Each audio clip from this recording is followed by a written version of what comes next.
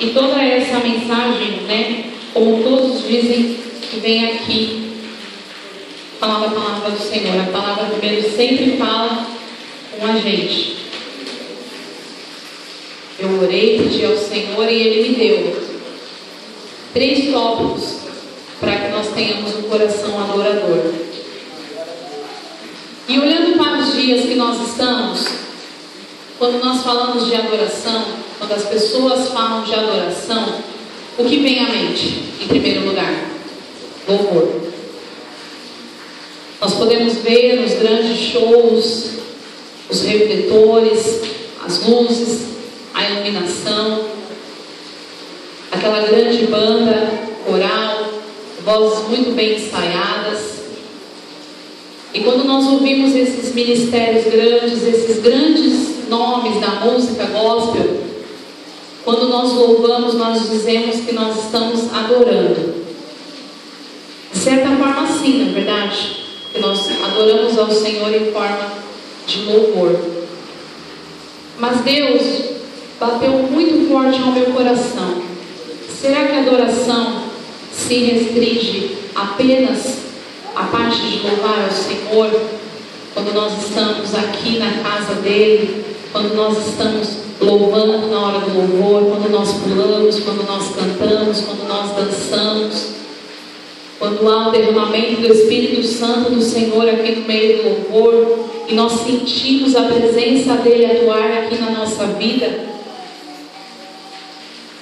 Deus disse assim para mim, que isso é 1/3 do que é adoração. E eu queria convidar você, juntamente comigo, a conhecer o coração adorador.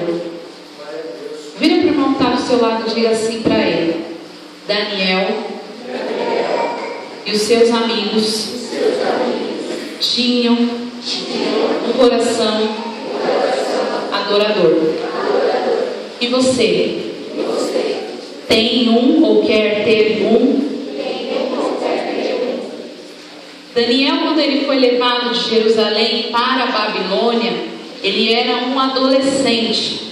A história diz que Nabucodonosor, com seu exército, entrou na cidade de Jerusalém, como nós lemos no capítulo 1, e disse que o Nabucodonosor levou dali alguns jovens para fazer parte dentro do seu palácio. Ele escolheu jovens feios, como nós lemos, magrinhos, vamos se dizer assim, que não estudasse. A palavra do Senhor diz que ele escolheu jovens cultos, de boa aparência, que tinham todo entendimento, ciência, jovens da nobreza. Daniel, Ananias, Azarias e Misael, eles eram jovens adolescentes, né, como pode se dizer comum de vocês, que ali tinham o ensinamento de Deus, que viviam os ensinamentos da palavra do Senhor, a qual seus pais desde cedo ensinou os seus filhos a crescerem no temor do Senhor. Mas eles tinham sabedoria na ciência também, a Bíblia fala isso. Então Nabucodonosor levou eles para dentro do palácio. E quando chegou dentro do palácio, o rei disse assim para o chefe dos eunucos, vamos trazer para a nossa linguagem, para o chefe da cozinha, para o Gabriel. Chamou o Gabriel e falou assim: Gabriel, você vai dar para esses meninos a melhor comida, a comida que eu como, que é da minha mesa. E a gente fica imaginando a comida do rei, o vinho do rei, era o melhor, não era? Quem ali no palácio comia da comida do rei a não ser ele? Ele queria que aqueles jovens crescessem, amadurecessem e fossem fortes para que fizessem parte ali do seu governo. E Daniel, como nós lemos aqui no versículo 8, ele propôs no seu coração não comer da comida do rei. E aí nós nos perguntamos: o que Daniel tem na cabeça para não não querendo comer a comida do rei, que era a melhor comida. A comida do rei naquela época, ela era oferecida a deuses pagãos. E todos que dela comiam, tinham por suas vidas entregues a esses deuses. Eles tinham uma certa fidelidade a esse Deus. Daniel então disse para o chefe dos eunucos assim: olha, nós não vamos comer dessa comida. Você prepara para nós legumes, verduras, água. E o chefe disse assim: mas eu tenho medo que o rei venha até mim e se perceber que vocês estão com a aparência menor do que a dos outros, me mate, porque essa foi a ordem dele. Se eu não cumprir e ele descobrir, eu morro. Daniel disse para ele: não se preocupe, vamos fazer um teste durante 10 dias. E durante 10 dias, Daniel e os seus amigos não comeram da comida da mesa do rei. Eles comeram de outra comida. E qual foi a surpresa daquele chefe? A aparência deles depois de 10 dias era muito melhor do que a dos outros. Trazendo para a nossa vida, nós pensamos assim: Daniel foi levado longe da sua família, longe da sua pátria, longe dos seus costumes, longe da sua casa, longe de tudo que ele estava acostumado a fazer. E mesmo quando ele chegou no palácio do rei, ele não desobedeceu aos mandamentos que ele teve quando era desde menino. Ele continuou a obedecer. E a pergunta que o Senhor fez para mim e faz para você nessa noite: quando nós estamos longe da família, dos amigos, dos nossos líderes, será que nós temos comido a comida que Satanás tem oferecido para nós? O Senhor falou muito forte ao meu coração. E eu perguntava para o Senhor: Senhor, que comida é essa que Satanás tem oferecido a nós, aos nossos jovens, aos irmãos? Que comida é essa, Senhor? E eu percorria. Eu não sou muito de entrar no Facebook, alguns irmãos já me cobraram isso. E eu entrei essa semana. E o Senhor disse assim para mim: olha, tá vendo essa comida aqui? E mostrou a lista. Uma das comidas que tem tirado os jovens, que tem desanimado crentes, é a música secular. E aí você diz assim para mim: poxa, não tem nada a ver. Tem sim. Sabe por quê? Porque Deus diz lá em Deuteronômio: só a mim servirás e só a mim prestarás culto. Quando você ouve uma música que não seja de adoração ao Senhor, você está adorando a quem? O Senhor bateu muito forte ao meu coração, dizendo: quem é o autor dessa música? Quem foi o compositor? Em qual situação foi composta essa música? Quem o inspirou a escrever? E eu lembrava de um livro que eu li da doutora Rebeca Brown. Ele veio para libertar os cativos, que dizia assim: na igreja do diabo que existe lá nos Estados Unidos, na porta, o tapete é o rosto de Cristo, onde as pessoas pisam em cima. E na frente o altar é a escultura do próprio demônio com as mãos abertas. E vários artistas levam a letra das tuas músicas e colocam nas mãos do próprio demônio. A nossa adoração, queridos, tem que ser somente para o Senhor. Não adianta nós adorarmos só na igreja. Quando nós estamos lá na nossa casa, quando nós estamos no metrô com fone de ouvido, e querer o poder de Deus quando nós chegamos aqui. Sabe quando Deus vai derramar poder? Nunca. A igreja pode orar, o círculo de oração pode orar, ministério de louvor. Se nós não estivermos com a nossa vida totalmente devotada ao Senhor, nós nunca receberemos poder vinda do alto, poder vindo de Deus. Nós temos devotado a nossa vida e deixado os mandamentos que somos instruídos aqui na igreja por tão pouco. Daniel disse: eu não vou comer da comida do rei, eu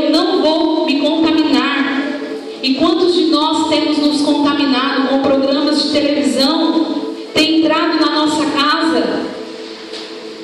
Me diz aqui. Tem alguns que não vão levantar a mão. Eu falo que eu vi o último capítulo da última novela que terminou. Aquela cena que foi manchete de jornais e revistas. Todo mundo achou normal. Aquilo não é mais uma coisa absurda para nós. Isso se tornou normal. Sabe por quê? Porque nós estamos vendo constantemente.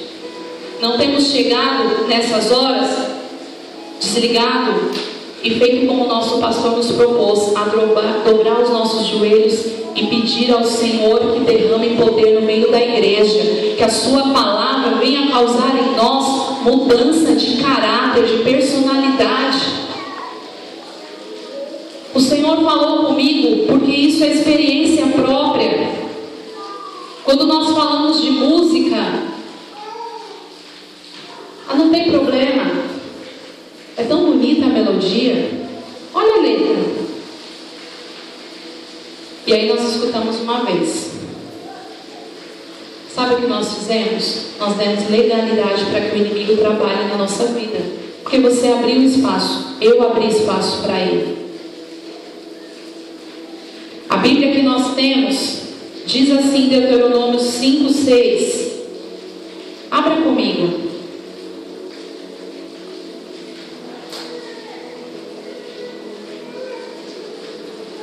Deuteronômio, capítulo 5, versículos 6 e 7. Eu sou o Senhor teu Deus, que te tirei do Egito, da casa da servidão. Não terás outros deuses diante de mim.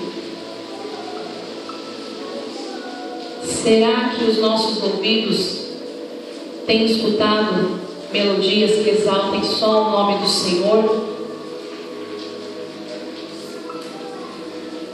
Sabe quando nós ouvimos certas coisas durante o dia? Quando chega uma hora você não está ouvindo, parece que não está na sua cabeça aquilo. Eu tenho uma igreja perto de casa, católica, e eles cantam. E aquela música fica tocando. Quando está em silêncio, parece que a gente está ouvindo a música e se bobear até canta, de tanto que aquilo ficou na nossa cabeça. E quando nós chegamos aqui na casa do Senhor e queremos ouvir a voz do Senhor, vamos ouvir? Não vamos. Porque quem está na nossa cabeça? Quem é que está falando na nossa cabeça? Adianta nós louvarmos apenas aqui só na igreja? Não. Existia uma época da minha vida que para mim era normal ouvir música secular. Sabe por quê? O espaço que eu estava inserido, as pessoas diziam que é cultural.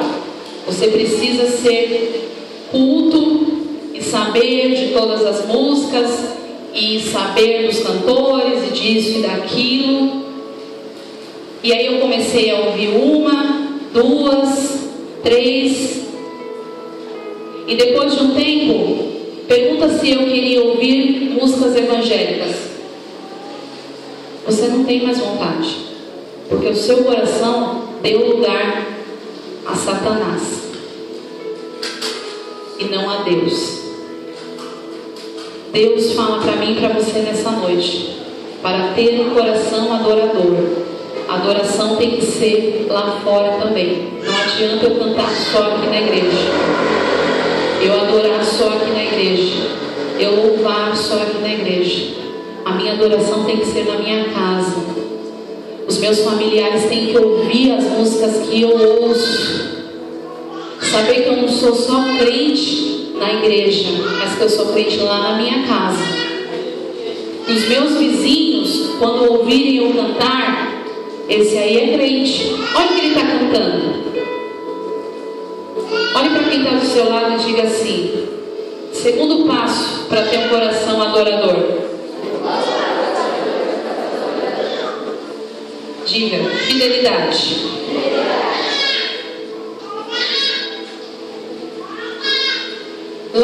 capítulo 3, nós vemos a situação de Ananias, Azarias e Misael, que nós conhecemos como Sadraque, Mesaque e Abednego, não é isso?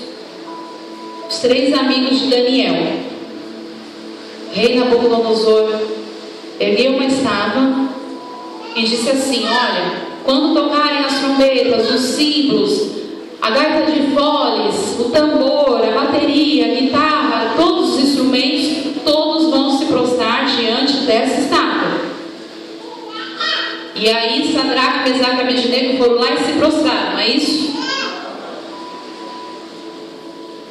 Eles obedeceram a voz do rei. A Bíblia diz que não. E as pessoas que viram que ele não se dobrou, apontou: ó, eles não se dobraram não. E o rei chamou e disse assim: se vocês não se dobrarem, vocês serão jogados na fornalha, como nós vemos no louvor. E eles disseram assim: ó rei, o Deus a quem nós servimos continuamente pode nos livrar desta fornalha. Mas se ele não nos livrar, nós não nos dobraremos diante desta estátua. Mesmo que ele não nos livre, nós não vamos nos dobrar diante do seu Deus, porque nós servimos ao nosso Deus.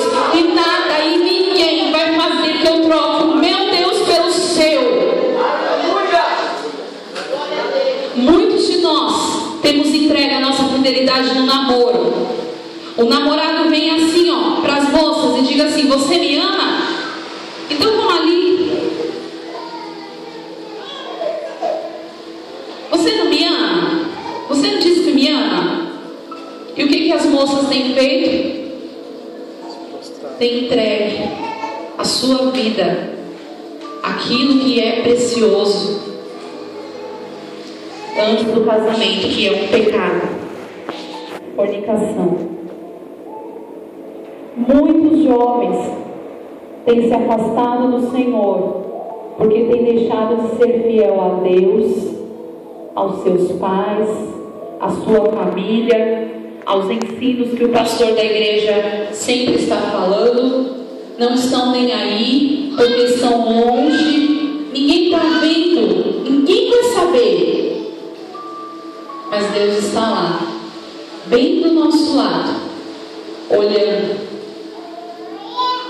E qual será o olhar do Senhor para nós nessas horas?